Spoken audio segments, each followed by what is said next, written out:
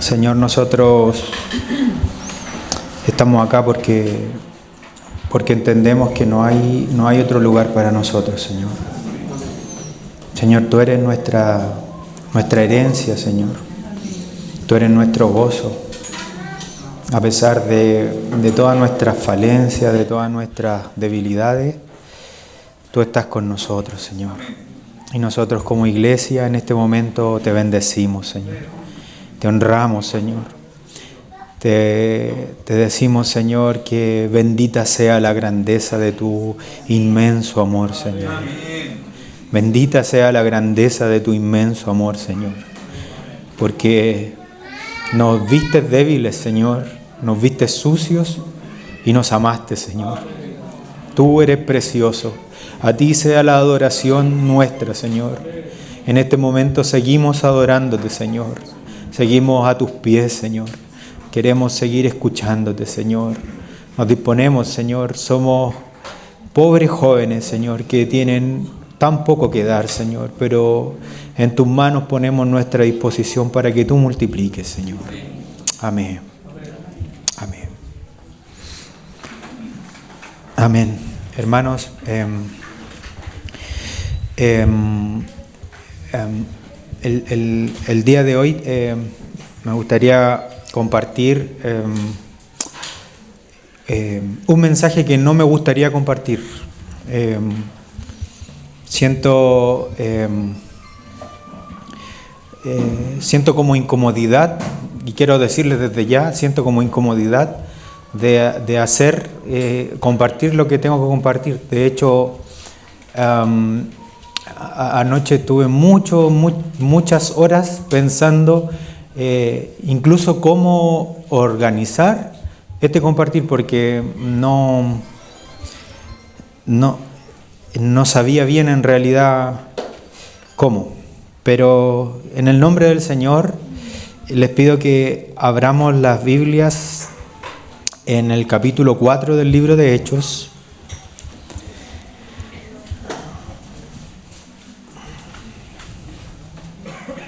Versículo 36.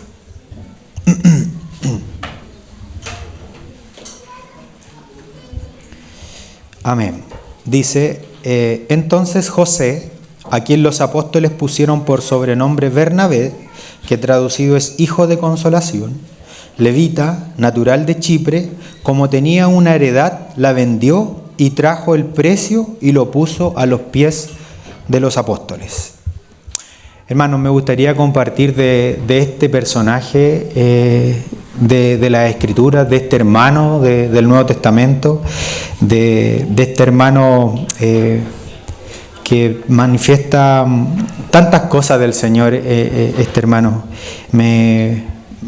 hace algún tiempo escuché un compartir de un hermano acerca de él y quedé muy impactado porque cuando uno lo lee a la rápida, la historia de los hechos, uno piensa en este hermano de una forma simple, de una forma como, sí, apareció y después desapareció.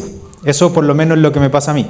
Que, sí, Bernabé fue compañero de Pablo, pero después entró Silas y Silas fue mejor. Y pobre Bernabé. Entonces, pero este hermano, nosotros tenemos que saber que en la Biblia, siempre que a alguien el Señor le cambia el nombre, es porque el Señor va a hacer una obra con esta persona y con este nuevo nombre que se le está dando a esta persona va a manifestar mucho de esa obra, ¿cierto? Entonces, este hombre que se llamaba José, que significa que el Señor añada o el Señor añadirá, fue cambiado su nombre por hijo de consolación, ¿cierto? Entonces, este hijo de consolación, el Señor comenzó a manifestar su carácter de consolación, su carácter de reconciliador, su carácter de amor fraternal por medio de este apóstol. Y digo apóstol porque en algún momento en la Escritura se le llama apóstol también a Bernabé.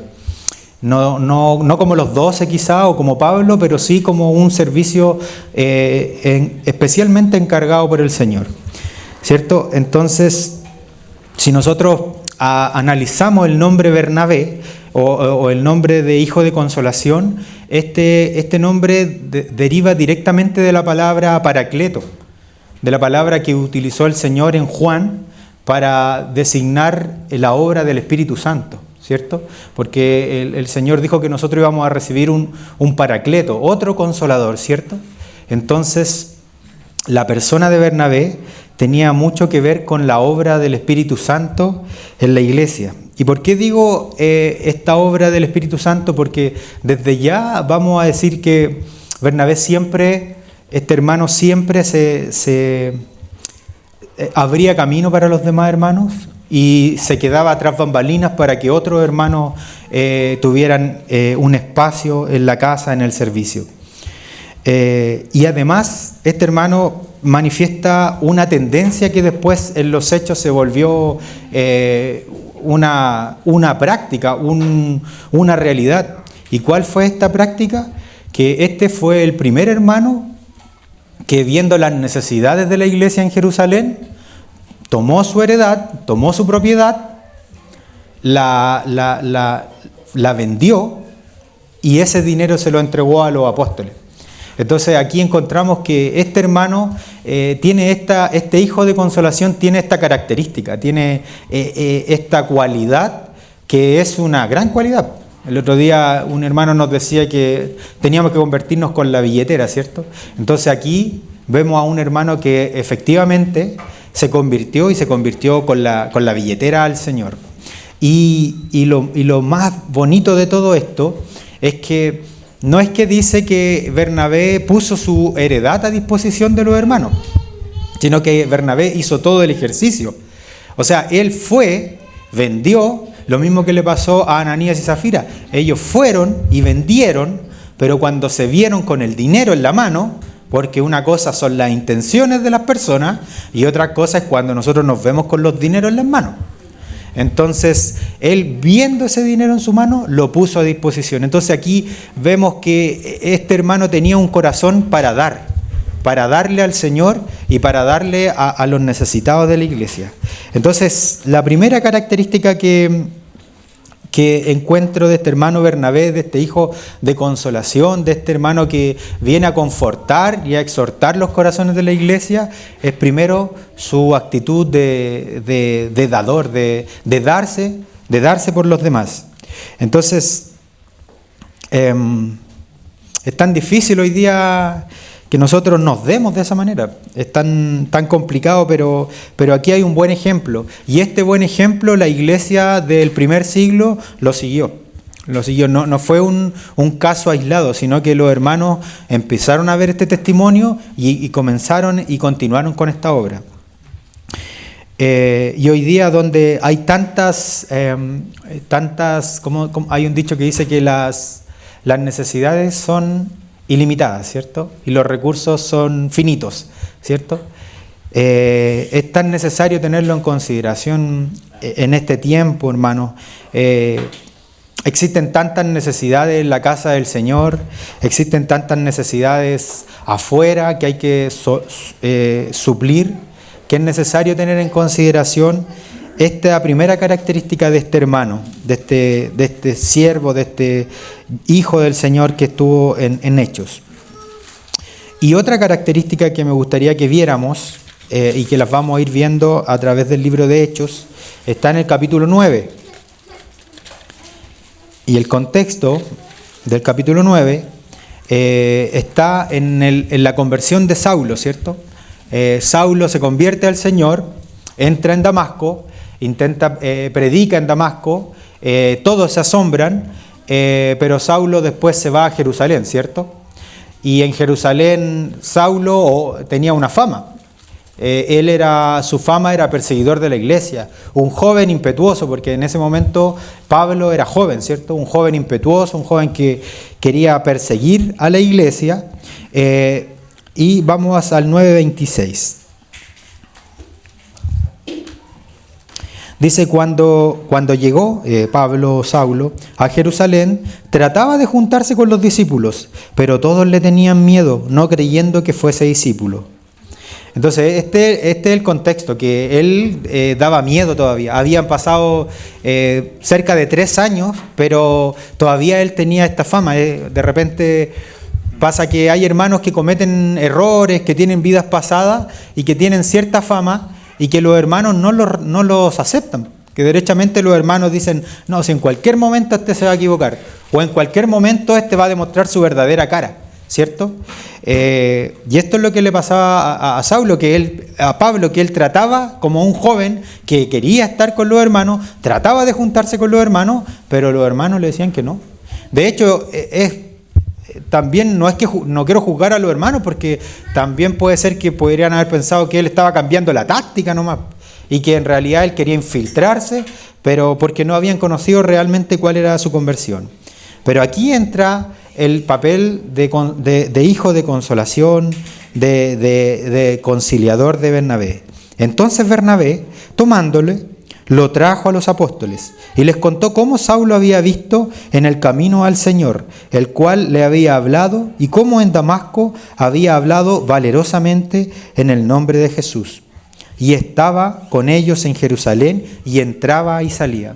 Entonces aquí vemos, hermanos, otra característica de Bernabé, que es una característica que a mí me llama mucho la atención, que él abre pasos, que él no cierra las puertas, que cuando los hermanos están cerrando las puertas a otro hermano, entonces aparece esta figura de este hermano y abre caminos, reconcilia a los hermanos.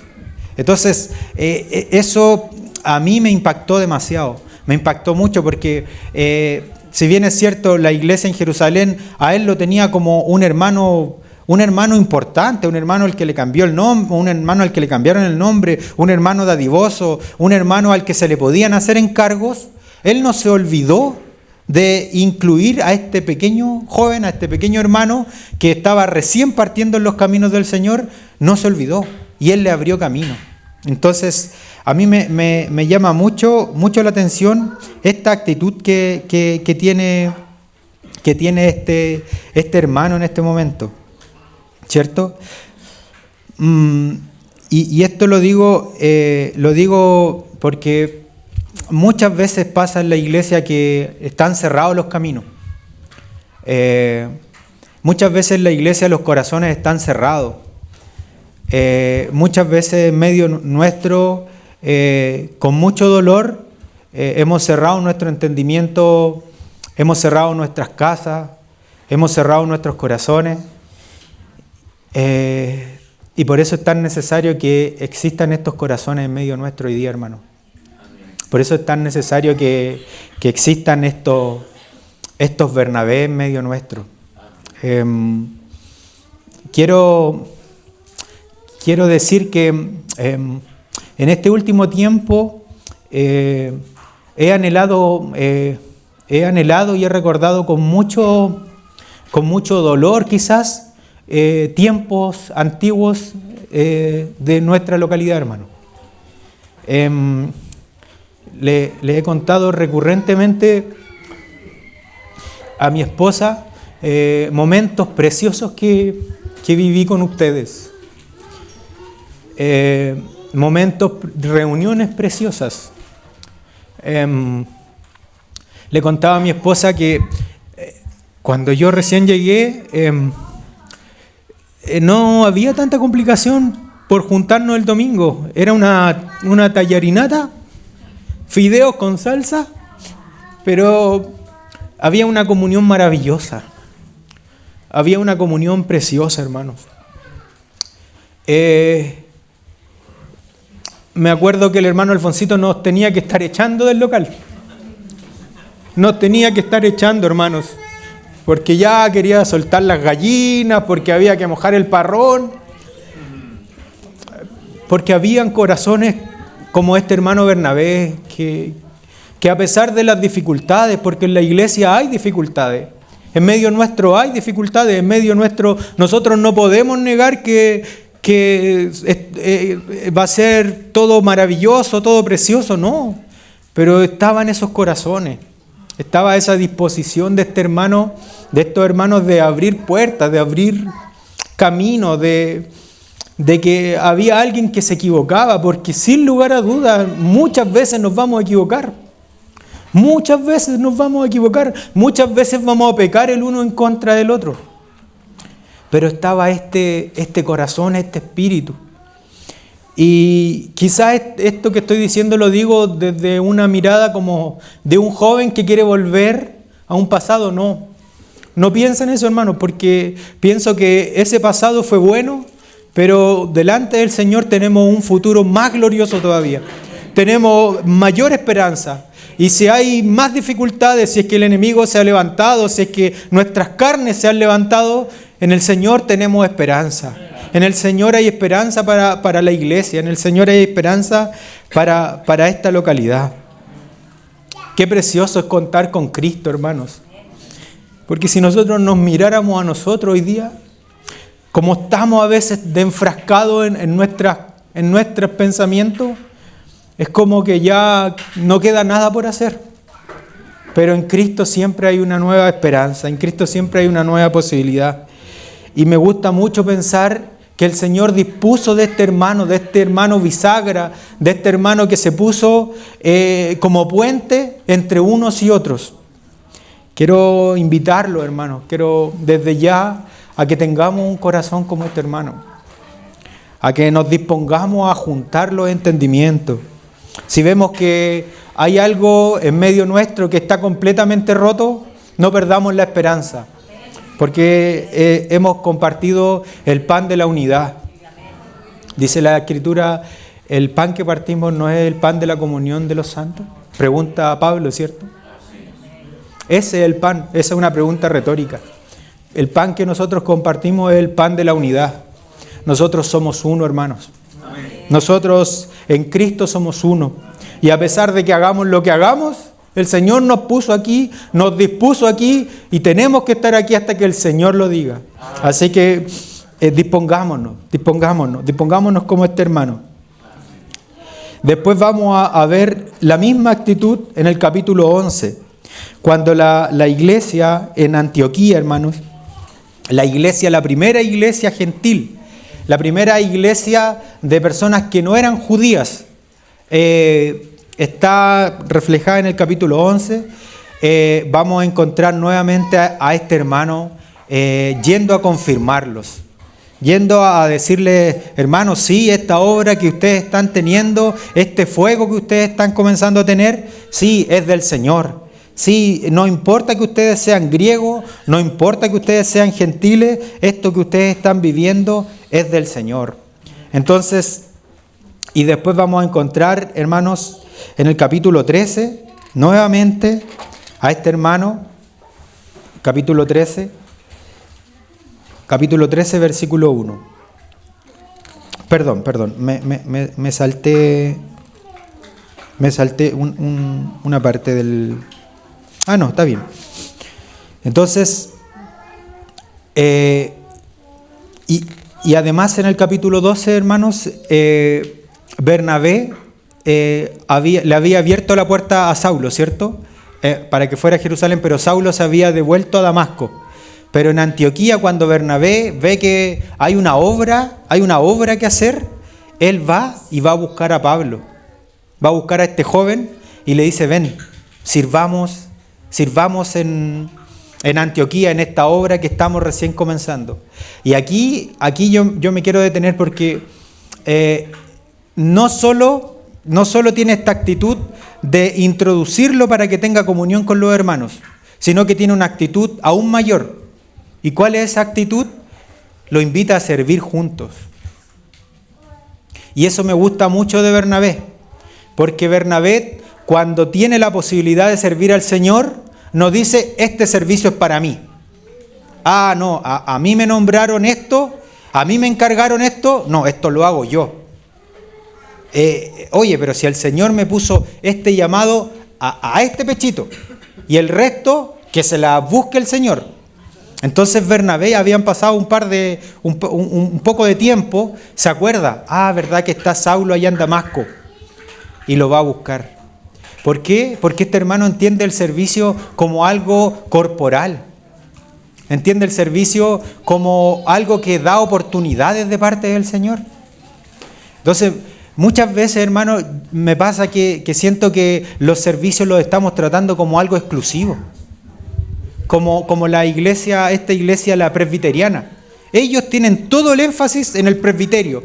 El presbiterio tiene que hacer todo. El presbiterio es quien decide, el presbiterio es quien toma, el que dice dónde va el rumbo, el presbiterio es quien dice cómo se hace la reunión y en realidad están reunidos de una forma circular, pero en el fondo de su corazón el presbiterio decide cada una de las cosas que se hace y son completamente exclusivistas. Entonces ellos hablan del cuerpo de pastores, hablan del cuerpo de diáconos, hablan del cuerpo de jóvenes. Pero no, hermanos, tal figuras no existen. El cuerpo de diáconos no existe, el cuerpo de jóvenes no existe, el cuerpo de pastores no existe.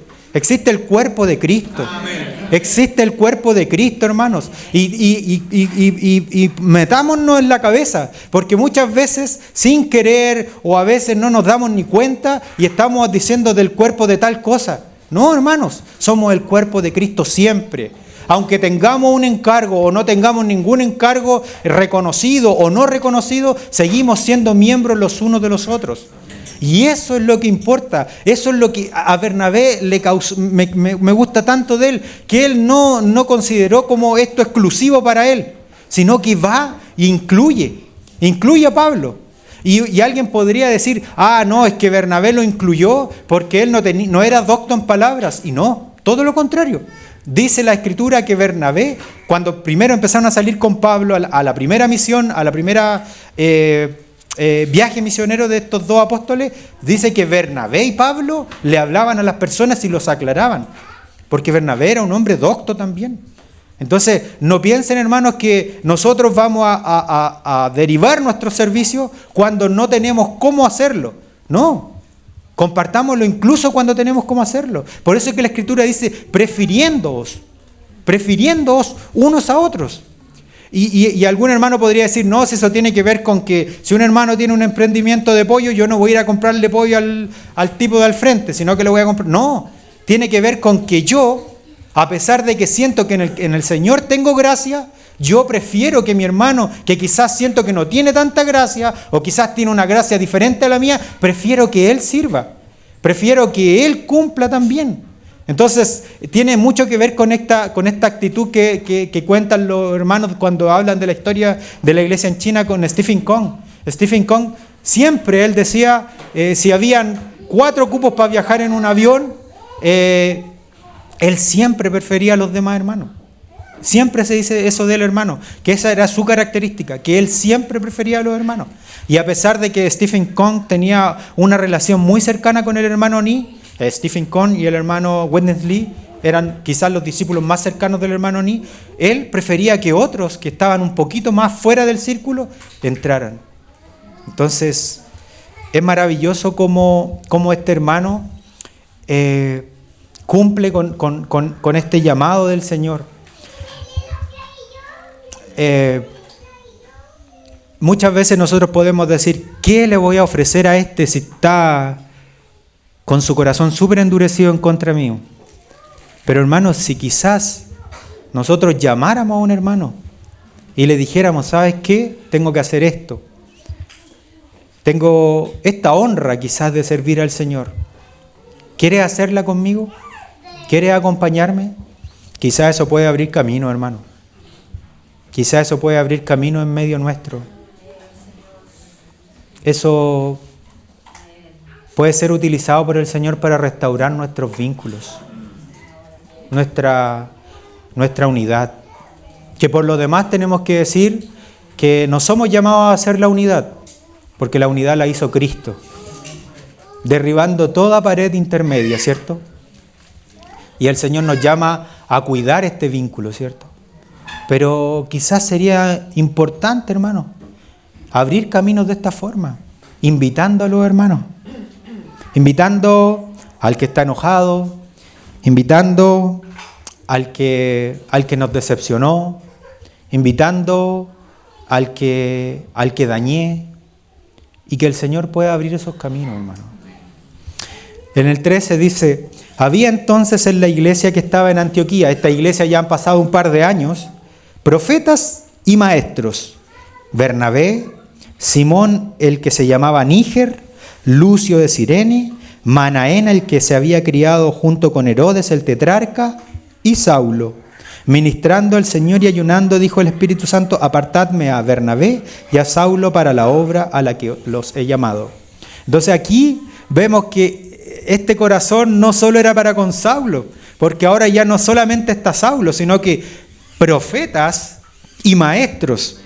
Y alguno podría decir, no, es que Bernabé tiene que ver más con un tema de maestro, con un tema de pastor, con un tema de cobijar, con un tema de proteger, con un tema de dar oportunidades, y no con el tema como profético, ¿cierto? Porque hay un dicho que dice que pasa el profeta y todos tienen que cuidar el cuello, ¿cierto? Y después pasa el maestro, pasa el pastor y va restaurando los corazones, ¿cierto?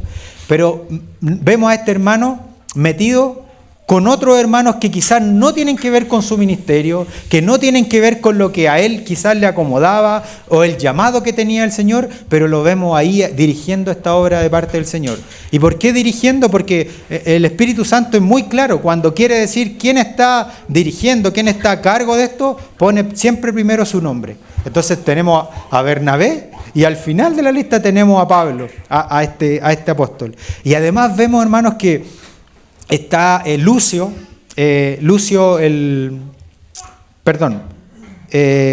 Simón que se llamaba Níger, que es traducido en negro, ¿cierto? Este Níger es negro, porque este Níger, este Simón, era de África, dicen los historiadores. Entonces, este hermano era muy diferente a los hermanos de la cultura judía de ese momento, ¿cierto? Además, encontramos a Lucio de Cirene, que algunos historiadores también lo tipifican como este que le llevó la cruz al Señor cuando el Señor ya no daba más, pero un hombre humilde, ¿cierto? Un hombre de estirpe sencilla.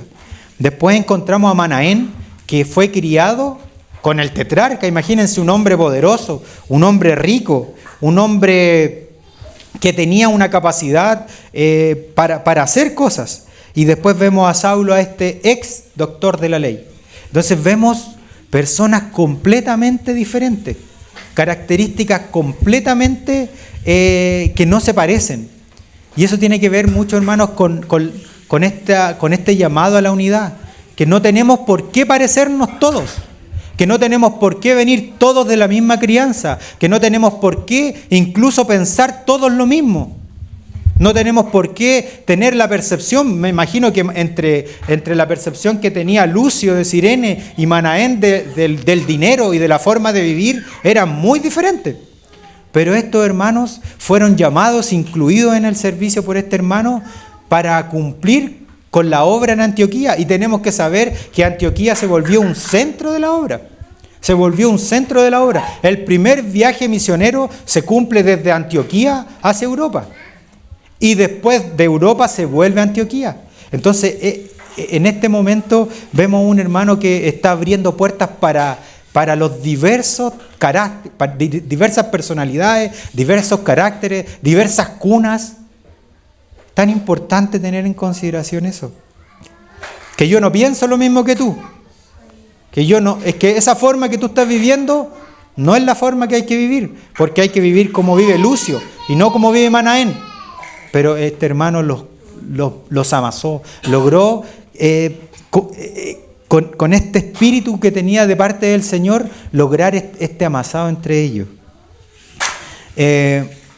Vamos avanzando. Entonces dice que el Señor les mandó que apartaran, en el versículo 2, que apartaran a Bernabé y a Saulo, ¿cierto? Y no al revés. Y en el versículo 5 del 13 dice que tenían como ayudante a Juan. Y este Juan es Juan Marcos, un joven que fue como a escuchar, que fue como a llevar las maletas, que fue como a estar ahí, a la guaite, como se dice, pero no iba como principal. Iba como a aprender también, a aprender del ministerio de ellos, pero este Juan Marcos, en el versículo 11, dice, ahora pues,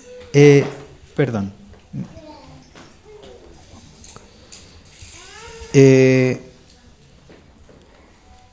el 13. Habiendo zarpado de Pafos, Pablo y sus compañeros arribaron a Pergue de Panfilia, pero Juan, apartándose de ellos, volvió a Jerusalén. Entonces aquí vemos que este joven, que estos soldados que se tienen que apresar en la batalla, estos soldados que aquí tienen que hacer callos, que tienen que hacer, aquí se ven los valientes, este soldado no fue valiente. Este soldado se devolvió.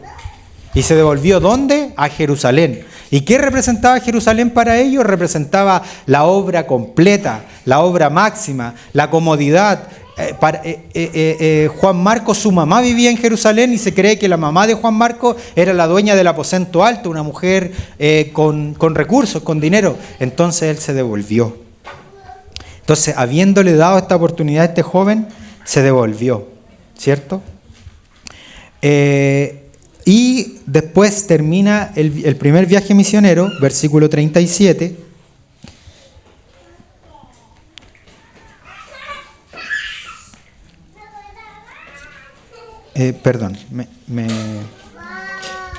Vamos al capítulo...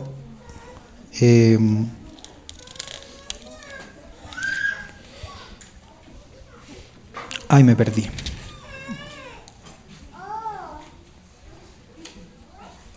Déjenme buscarlo.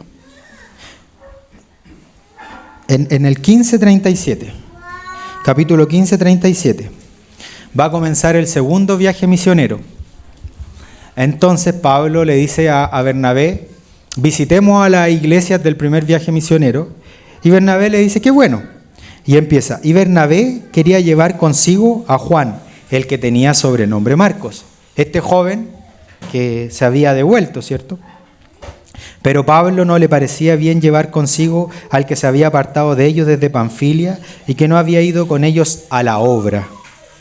Y hubo tal desacuerdo entre ellos que se separaron el uno del otro. Bernabé, tomando a Marcos, navegó a Chipre, y Pablo, escogiendo a Silas, salió encomendado por los hermanos. Y aquí está este punto de inflexión con estos hermanos, ¿cierto? Este punto en que muchas veces, como les decía al comienzo del compartir, yo pensaba, sí, Bernabé ahí se equivocó. Sí, Bernabé en realidad se fue en la carne.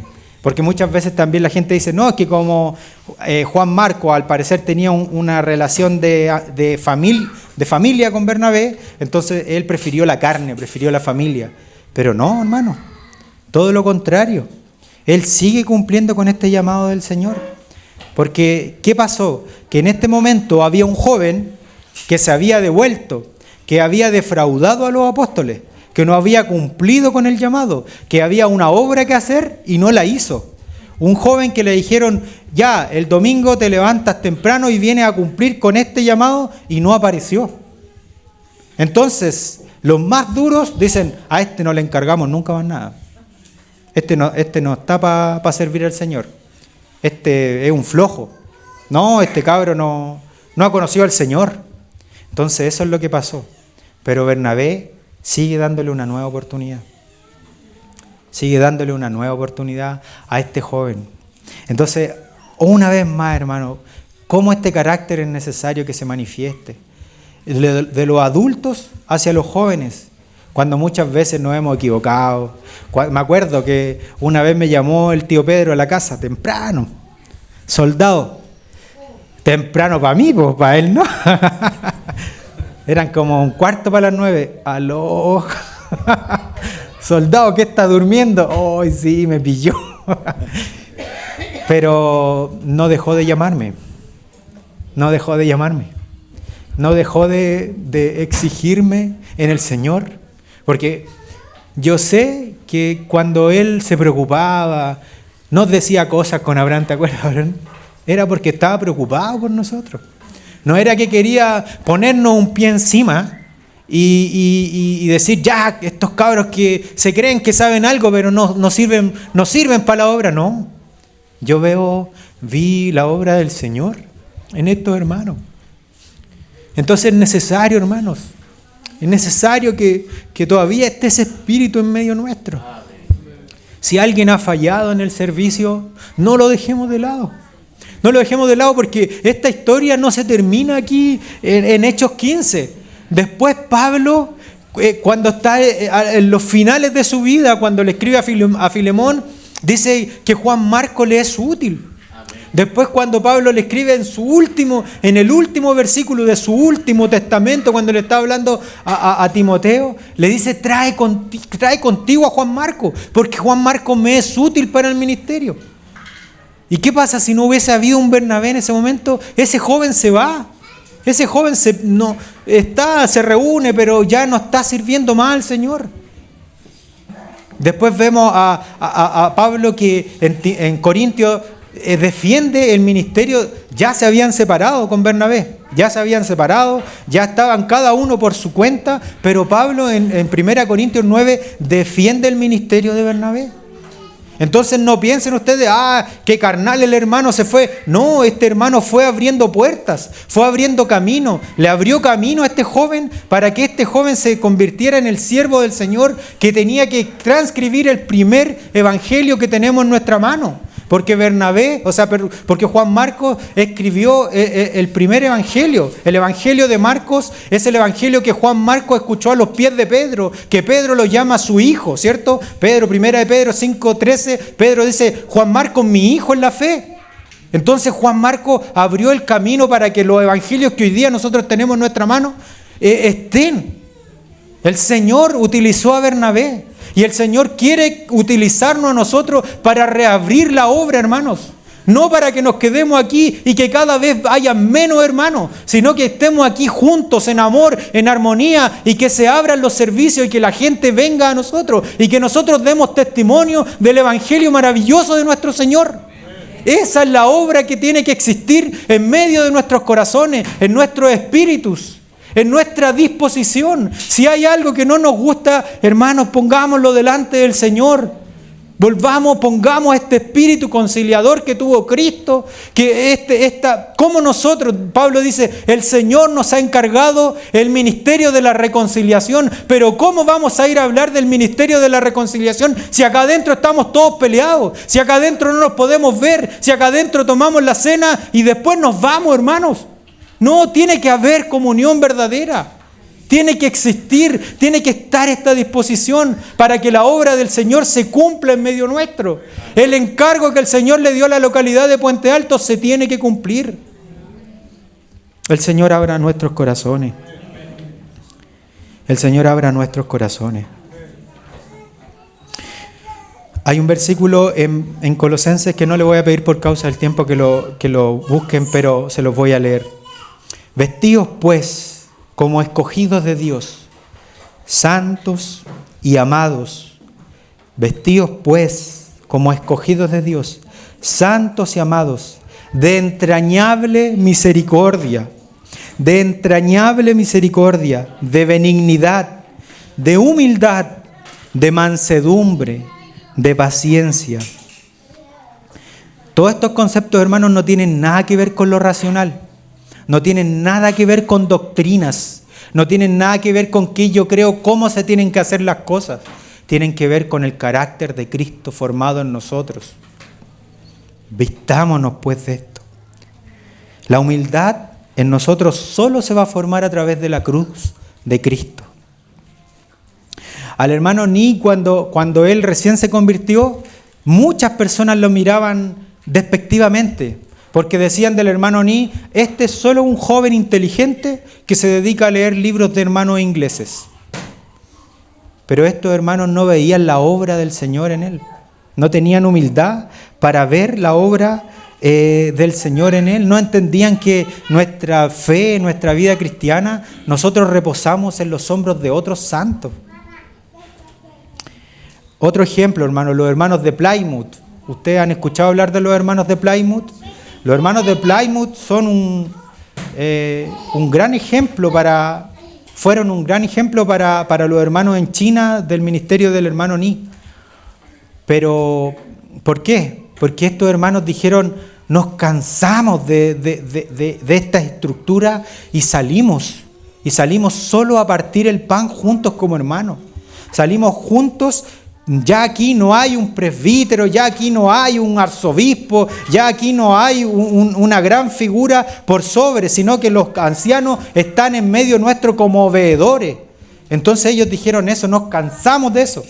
Estamos hartos de toda esta estructura y queremos que se cumpla estos servicios como dice la Escritura. Gloria al Señor, salieron estos hermanos, fueron un tremendo ejemplo.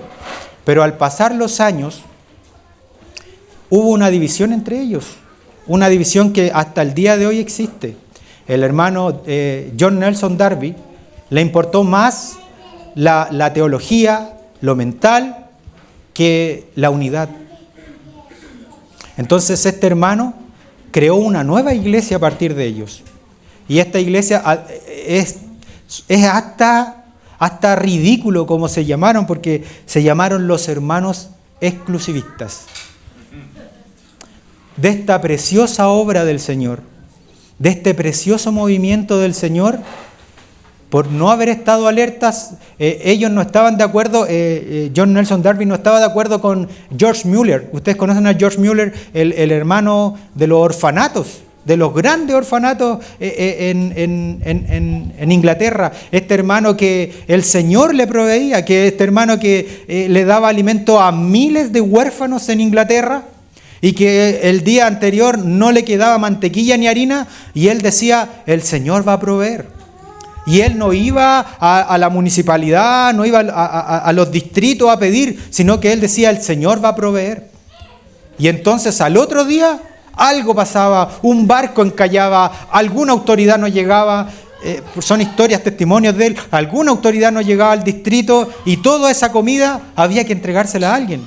Y el Señor cumplía ese milagro en ellos. El Señor les proveía, pero ellos vivían una realidad. Pero el hermano empezó a ver es que ellos no creen lo mismo en cuanto a las finanzas. Ellos no creen lo mismo en cuanto a la escatología. Y digo estos dos temas porque son los dos temas más controversiales en esa iglesia. Las finanzas, la forma de administrar el servicio al Señor y la escatología. Entonces dijo, en honor a la verdad del Señor, nos vamos a dividir. Y vamos a hacer esta iglesia de los hermanos exclusivistas. ¿Por qué? Porque tienen que pensar estas dos cosas que pienso yo para estar acá. Y de estos hermanos de Plymouth, que eran muchos, quedaron un puñadito de hermanos y siguieron la obra. Hay tantos ejemplos, hermanos. Hay tantos ejemplos. El mismo ejemplo del ministerio del hermano Ni en China. El hermano Ni todavía no moría y el hermano Witness Lee ya se estaba separando de ellos. Ya estaba teniendo una nueva obra, esta obra que es tan famosa por ahí que se llama la obra del recobro, ¿cierto? O que le llaman la obra del recobro. Estos ejemplos los digo, hermanos, porque tenemos que cuidarnos, porque tenemos que tener mucho cuidado de dónde están nuestros corazones, dónde nos hemos posicionado. ¿En qué estamos, hermano? ¿En qué estamos? ¿En qué está nuestro corazón? Quiero terminar y solo voy a leer muy rápidamente un testimonio maravilloso y les vuelvo a pedir perdón, hermanos, porque no es un grito desesperado de un joven que quiere volver al pasado, sino que es un llamado del Señor a cada uno de sus corazones. Y quiero contarle una historia. Cuando era joven y estábamos en medio nuestro, muchos se van a recordar y otros que no estaban. Me acuerdo, hermanos, que cuando se compartió esta palabra que voy a leer, después de compartirla, los hermanos comenzaron a lavarse los pies literalmente los unos de los otros. Y nos quebrantó tanto, yo digo, nos quebrantó, yo me sumo porque era un joven y los hermanos que eran adultos estaban viviendo esta realidad de una forma quizás más profunda. Pero siento que desde ese momento hubo una sanidad en medio nuestro. Hubo una reconciliación. me acuerdo que habían problemas, muchos problemas. Pero los hermanos, a pesar de que existían problemas, se lavaron los pies, se bendijeron, honraron al Señor. ¿Cuán necesario, hermano, es que nos lavemos los pies los unos a los otros? ¿Cuán necesario es que limpiemos lo que estamos viendo defectuoso en el otro? Y no que nos juzguemos, y no que nos cortemos la cabeza los unos con los otros, y no que rompamos, tratemos de romper y negar los vínculos en el Señor. Antes de la fiesta de la Pascua, sabiendo Jesús que su hora había llegado para que pasase de este mundo al Padre, como había amado a los suyos que estaban en el mundo, los amó hasta el fin. Y cuando cenaban, como el diablo había puesto en el corazón de Judas Iscariote, hijo de Simón, que lo entregase, sabiendo Jesús que el Padre le había dado todas las cosas en las manos y que había salido de Dios y a Dios iba, se levantó de la cena y se quitó su manto y tomando una toalla se la ciñó. Luego puso agua en un lebrillo y comenzó a lavar los pies de los discípulos y a enjugar con la toalla con la que estaba ceñida. Entonces vino Simón Pedro y Pedro le dijo: Señor, ¿tú me lavas los pies? Respondió Jesús y le dijo: lo que yo hago, tú no lo comprendes ahora, mas lo entenderás después. Pero le dijo: no me lavarás los pies jamás. Jesús le respondió: si no te lavare, no tendrás parte conmigo. Le dijo Simón Pedro: Señor, no solo mis pies, sino también las manos y la cabeza. Jesús le dijo: el que está lavado no necesita sino lavarse los pies, pues está todo limpio, y vosotros limpios estáis, aunque no todos. Porque sabía que él le iba a entregar, y por eso dijo: no estáis limpios todos. Así que después que les hubo lavado los pies, tomó su manto, volvió a la mesa y les dijo: ¿sabéis lo que os he hecho? Y vosotros me llamáis maestro y señor, y decís bien, porque lo soy. Pues si yo, el Señor y el Maestro, he lavado vuestros pies, vosotros también debéis lavaros los pies los unos a los otros. Porque ejemplo os he dado, para que como yo os he hecho, vosotros también hagáis. De cierto os digo, el siervo no es mayor que su Señor, ni el enviado es mayor que el que le envió. Si sabéis estas cosas, bienaventurados seréis si las hiciereis. Quizás este pasaje no requiera ni de alguna interpretación, hermano, en este momento. El Señor sabía quién era Judas, quién era el traidor, quién era el que lo había de entregar. Y aún así, se sacó su manto su manto de gloria. Este manto que habla de que sabía que él iba al Padre. A veces nosotros no sabemos para dónde va la moto, no sabemos para dónde va la micro, hermano, y no nos quitamos nuestro manto. No tenemos idea para dónde va el mover del Señor, pero no nos quitamos nuestro manto. Pero el Señor, sabiendo todo eso, se quitó su manto de gloria.